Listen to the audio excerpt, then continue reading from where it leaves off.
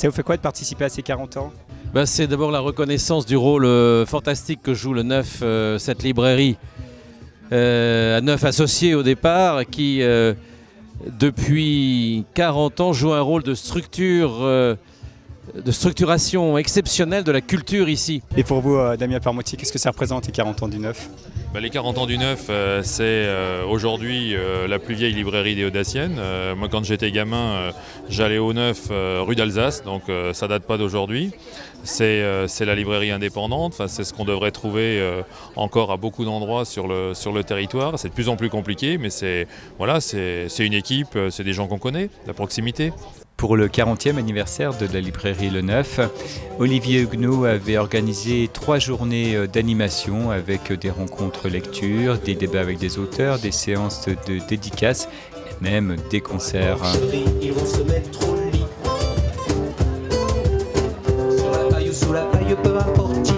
Cette librairie indépendante a accompagné la vie de plusieurs générations de déodaciens. L'histoire a commencé en avril 1972 avec un premier local situé en bas de la rue d'Alsace. Jean-Pierre Lotte, Alain Cuny, Henri Mulman, Daniel Cuny, c'est moi en l'occurrence, Roger Weber, François Cuny, un autre frangin, Bernard Videl, Pierre Videl et Jean Noël.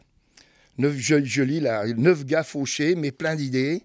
9 gars fauchés, mais diplômés, 9 gars qui pensent qu'il faudra bientôt bosser, 9 personnes en quête de faire du nouveau, du neuf, on s'appellera donc le Neuf. Voilà donc l'origine du nom de la librairie. Est arrivé en 1980, je crois, le boulmiche, parce qu'au bout d'un moment, on s'est aperçu que nos clients commençaient à nous faire leurs remarques, leurs proches, dire « Ah, c'est plus la petite librairie tranquille.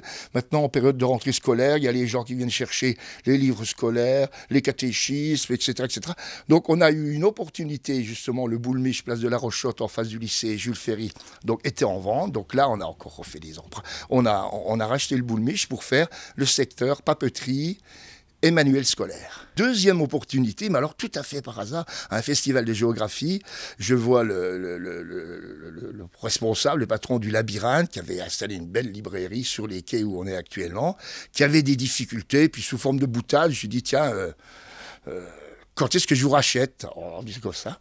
Il me dit rien, et puis une heure après, il vient me voir, il me dit c'est sérieux ce que tu m'as dit parce que...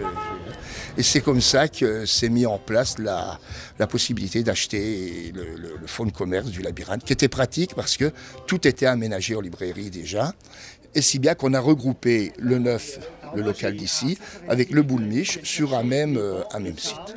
J'avais dans ma tête quand même, je collectionnais les bouquins depuis toujours, je m'étais dit, faudrait que je fasse quand même quelque chose après.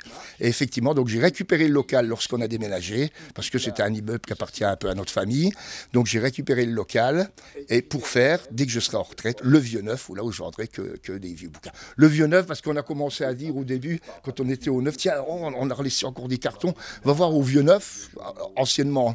Et puis c'est de là qu'est devenu le terme général, enfin le nom de la librairie, le vieux neuf. Tout ce qui est psychosociaux, les textes, les que sais-je, les anciennes collections idées qu'ont connues tous les étudiants. Mais c'est pas ça qui me fait les choux gras.